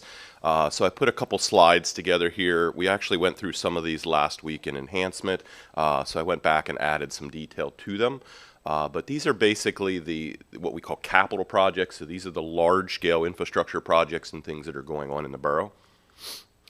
So what we're looking at right now, so if we look at 44 Frederick, obviously that's our public safety facility. So if you're wondering where that's at, right now we're sitting at about 33% substantial completion. So progress is moving along pretty well. Last week they were able to actually get some decent weather and pour the slab and the sally port, which is huge because now they can set up scaffolding and start to work on the roof of the sally port. So there's different things going on with that. LBS Sluice Gate, again, as we just talked tonight, that was the SRBC funded project. We are in the award phase for that right now, so we're executing the agreement. There are tons of legal documents, bonds, insurances, and things because that is a high-risk job, so we need to make sure we're covered there. 33 Frederick, this is the public meeting room, so I'm going to jog your memory and go back some time when this borough was awarded an LSA grant, so local shares account grant, to do a public meeting room. So in addition to this room, we will have a second room that if we have a particularly hot topic, maybe fluoride or something like that, we will have a place that we can actually go and we'll live connect between the two. So you'll be able to do that, as well as we'll be able to have the borough on the map for trainings, conferences, things like that. So it will be sort of a really nice facility to just complement what we already have. Is that going to be free to the public, that room? My guess is it'll be like most borough facilities. There'll be some fee, a reduced fee for nonprofits, but some fee associated with it for, if PennDOT wants to come in, certainly they'll pay other places. So we want to take advantage of that, and then we can use that money for other things. Elm Avenue water main replacement. So this is a project that's going on with PennDOT. This was another one of those projects where PennDOT says, hey, we're doing a project and you're part of this. You don't really get a choice. So they're resurfacing it, but as part of resurfacing, they're putting in a brand new sewer system, and they're also doing some stormwater improvements. As they're doing those two things, of course, our water line is in their way. So we need to move it, which the good news is we wanted to move it anyway. So if PennDOT's going to pay us to do that, we certainly will take them up on that. Eisenhower Drive, utility conflicts. This is that large-scale PennDOT project that's looking at an extension, a bypass, if you will. And again, our water line is in their way. So we're working as staff. We've been working on this for about the last 2 years, honestly, trying to get our stuff where they want it to be. CDBG is funding a sidewalk and curb replacement project on East Hanover. And then finally, the stream floodplain restoration project is in construction. Obviously, if you go over there, you can see it's quite under construction. So, yeah, all told, those projects, all that we just went over there, that's about $15.5 million worth of infrastructure investment. And as we go through these slides and you see some of these, I think the really neat story to tell what this is, we've been able to really get a lot of that money through PennDOT reimbursements, through grants and other things like that. So to be able to get $15 million worth of work done and get others to pay for it is what you want to do. So phase two, again, I'm just going to go through a couple slides with pictures. There's the Sally Port on the far right. That's the slab. This is the area where police officers will finally be able to pull a vehicle in. If they do happen to have a prisoner, the gates can go down on either side, the garage doors. It improves their safety, also pulls them out of the weather. So if you have it's really cold or it's wet or snowing, they don't have to worry about slipping, falling, things like that. The middle picture, that is upper level, but I just wanted to put that in there to show you a little bit of just how much they've gutted out that building over there. Nothing that you remember from before is left in that back part. I mean, it's all scaffolding and things propped up right now. Eventually, the next phase will start putting some framed walls and things back in there. The left is our storage room of block. So while we have the freight elevator open, they're taking advantage to move all the block that they need downstairs using the elevator, because once we take that elevator out, they're going to have to move that down the old school way, and I don't think anybody wants to do that. LBS sluice gate, just a couple pictures again showing you what we're dealing with out here. The middle picture there, you can see the gate is clearly pulled away from the main tower. That's very problematic for us, because if that's pulled away, that means it's not doing its job. On the left or the right side there, you can see that's a stem operator. So up top, staff can turn that, and that actually turns a screw that then pulls that gate up or down. It's not supposed to be at a 45-degree angle. And so what has happened here is, because the gate comes off, the gate gets jammed, and then when they turn on it, it just kind of bows it out.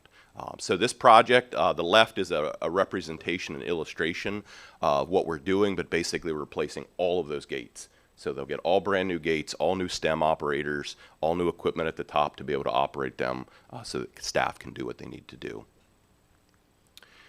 Public meeting room, as I said, again, the goal of this is to create sort of a secondary public meeting room. A lot of times as staff, we have this room to use, but certainly we get a lot of organizations and things. We're excited about being able to offer a public meeting room at the joy of LSA, to Darlene's point, no match. That's just straight money that you get. So we're going to use it in the most cost-effective way. But the pictures on the bottom are what it looks like now. So basically now we've got folding tables and a TV hung on the wall. Obviously above it, the goal is to put more of an LED panel up there that will extend quite a distance, and then have a breakout room down the hall, where if whatever it is you're doing perhaps needs to have a breakout session, you'll be able to go down the hall into another room and do your business there. Eric, what's going to be the capacity of that room? I don't know that off the top of my head. I'd have to look at what they're going to rate that at. Yeah, it is a large space. Chris, is that? I think that's like 48. So we're not changing any of the interior partitions or anything in that, so it would stay around that range. Elm Avenue, a couple pictures here just kind of showing you what we're dealing with. Far right is the plans. I think a lot of times when people think about water projects, it's like, oh, well, that's pretty easy. You just go out there with the backhoe, dig it up, and put something new in the ground. Well, there's a lot of planning that has to go into a water line replacement, because you need to make sure that every single connection along the way is being accounted for. Plus, you have to work your way through the minefield that is every other utility that's laying out there. And so we spend a lot of time working with consultants to make sure that we get that right, because when we don't get it right, then those are change orders, and we don't want those. Eisenhower Extension, again, just kind of showing you here, the picture on the left is in front of Haas's. So we have a dead end line right now that just right about the entrance to Haas's just kind of stops. Because they're going to redo that entire road, we're going to take an opportunity to actually connect that to the pipe that's on the other side, so that it'll go the whole way through. That circulates water better. That means better water quality, better pressures. The picture on the right, these are our outfall lines from our treatment plant. So our treatment plant has 2 outfall lines, and PennDOT has decided to land a bridge on top of them.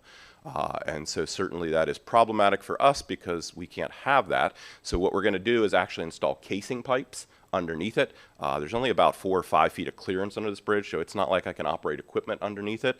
So we'll put a larger pipe there. We'll slide our water pipe into that. If we ever have to work on it, I can just slide the water pipe in and out. And we actually also have a water line in there, our Slagle line that pulls water from the Slagle intake, goes through here. Again, the bridge landing on it is not ideal. The other thing I just want to point out before we leave this slide is, we are trying as staff to get more towards doing more things in-house, doing more things ourselves. Certainly there are things that are outside of our wheelhouse that we need our consultants to help us with. On the left, that's actually 100% internal. That's something we put together. That's something that I, drew up, designed, worked with the water department to do.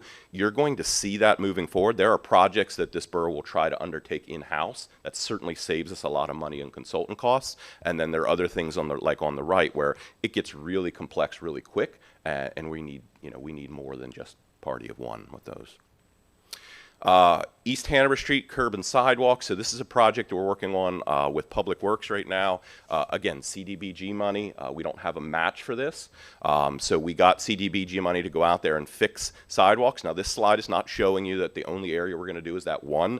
I picked one out of like 20 slides. Of different areas, but I wanted to kind of show you how we're approaching it. So we went out, walked it in the field with the consultants, identified the areas of sidewalk and curbing that are problematic, and then we're going back. Ultimately, what we will do is build a bid package, and then we'll go out on the street with that. We'll get competitively bid numbers, and then we'll be able to actually do the curb and sidewalk replacements. And that is it. Any questions? Is that a partial replacement or full? So the sections like there where you're seeing the red on the bottom, that's a full rip out. So we're going to tear that out, and we're going to actually put new curb and sidewalk. Sidewalk will stay.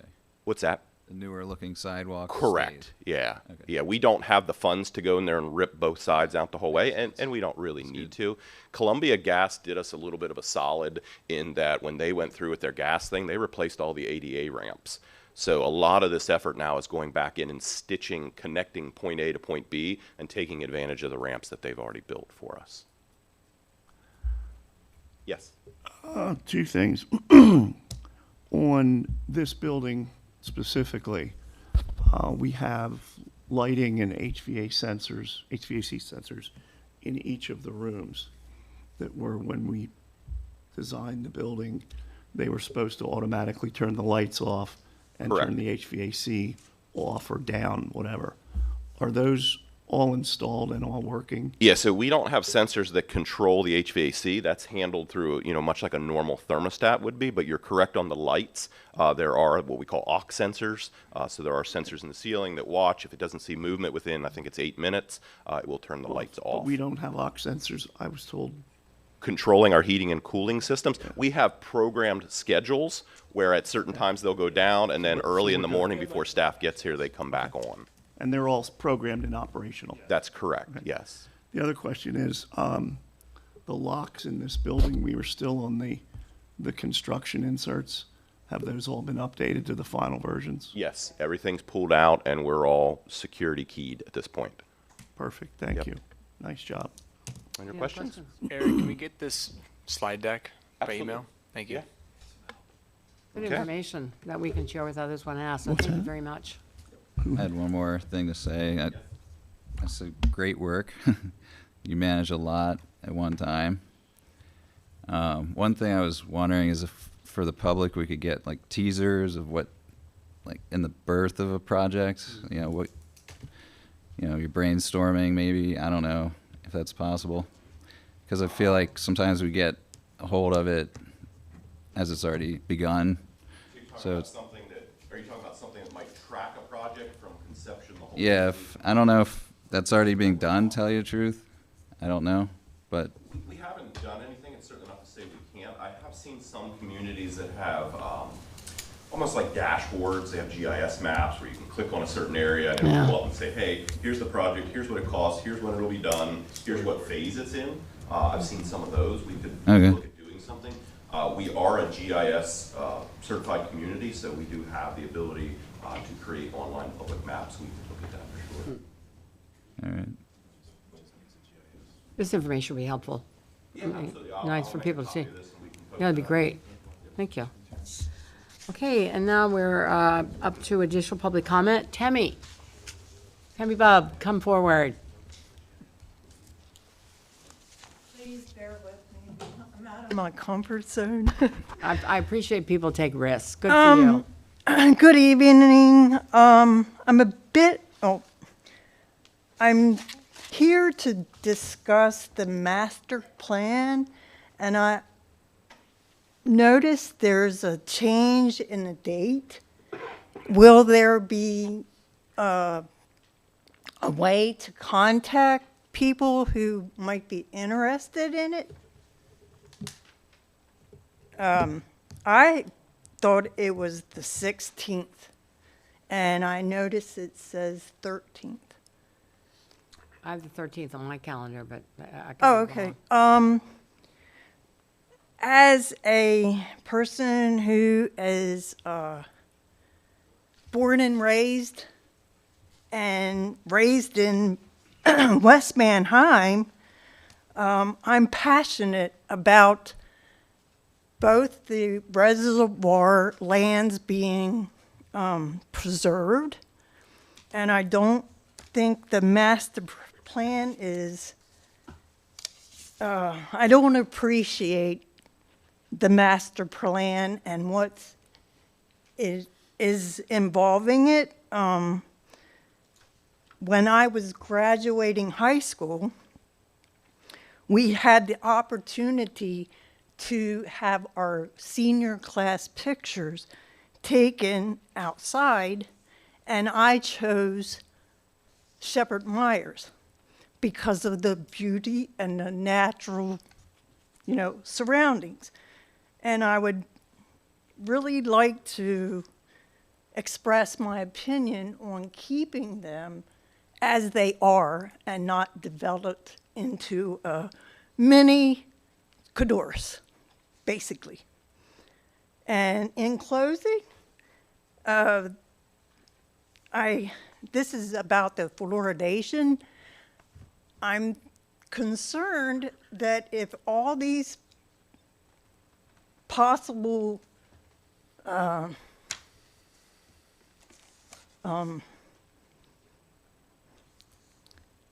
the past people who provided the fluoridation, the fluoride, if they're not handling it anymore, doesn't that speak volumes to the concern about its safety?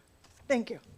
Thank you, Tammy. And that date will be advertised on the website, so we have the right date for the April 13th. What about for township residents that might be interested too? Well, whatever way we advertise, it'll be advertised well. I mean, so that people can come. We want people to come.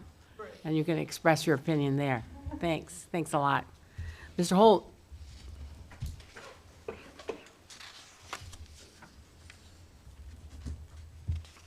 Robert Holt from the 3rd Ward. And I've brought this up before, and the last time I brought it up, the mayor charged down towards me to hand me a piece of paper. But this is the 3rd time the mayor has broke a vote. And she could have hesitated, she could have waited, she could have deferred and given the council more time. to deliberate. But she went on ahead and made the vote when we still haven't seen a cohesive, unified, one document stating clearly for everyone to see, what do you stand for and what do you want to achieve in the next 4 years? And so, I read the statement you gave me. It's a nice bio, but it doesn't answer the question that people are asking. It's refreshing to hear people talking about giving the public time to be informed and ensuring people in the surrounding communities are informed. And I'm kind of stunned because the Slagle Run project was spun off and popped off on the residents in the second ward by the borough staff who initiated the conversation with the developer to do the land swap.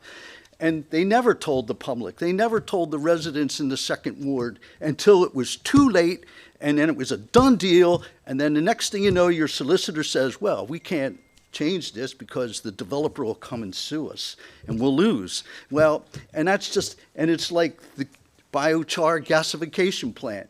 You were going to spring that on the residents of Conewago Township without giving them any advance notice until, word got around and then things changed, and it's just on and on. The Fire Commission is the latest example.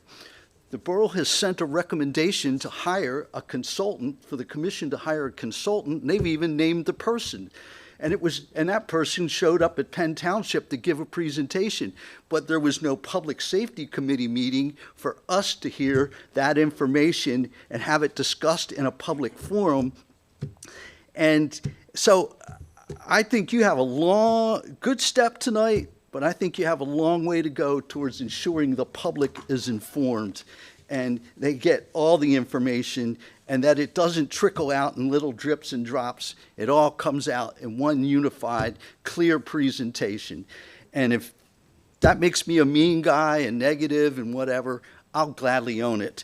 And Mr. Riston, I wouldn't be messing with that public comment period if I was you and restricting it and eliminating some of it, because that's like I said, the last thing you want to do is put a guy like me on the street, and that's where I'll go.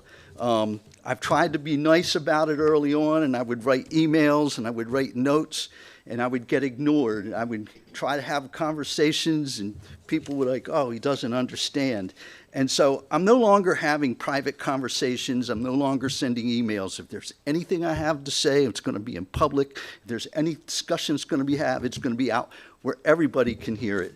And I'm not going away. I just got my fitness review, and they're talking about I'm like going to live for like another 40 years, and like other people who move away, I'm willing to stay here and live with the decisions and the fates that are decided for us. And I just think, you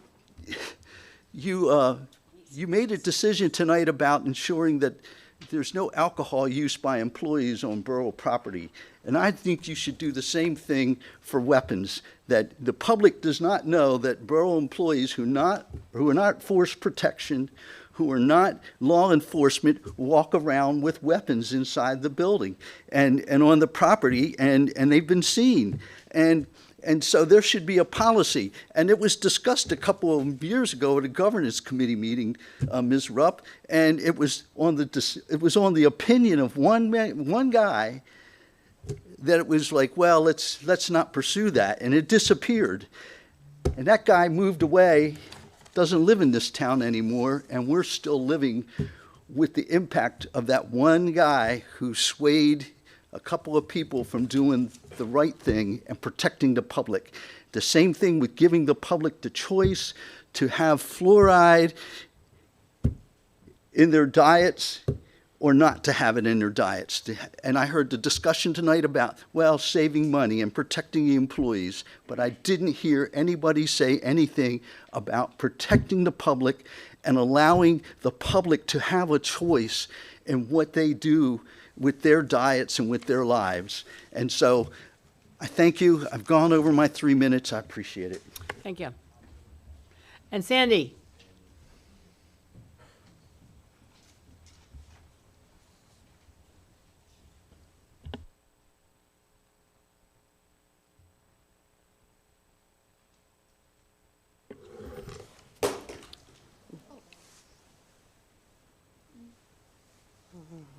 Anybody know what that is? Okay. Long live Mr. Holt.